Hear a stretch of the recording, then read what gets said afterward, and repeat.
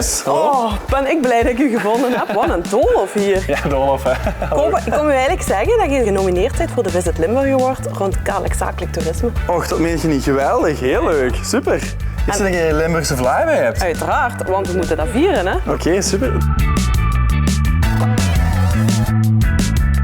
Kobe, vertel eens, wat doen jullie eigenlijk bij Loconcilio? Met Loconcilio bedenken en bouwen we eigenlijk spelervaringen op maat, maar ook spelconcepten die eigenlijk kant-en-klaar zijn. Dat doen we zowel binnen als buiten.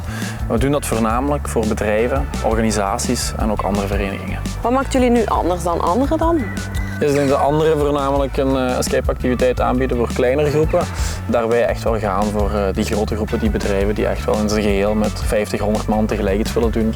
Waarom moeten we nu op jullie stemmen?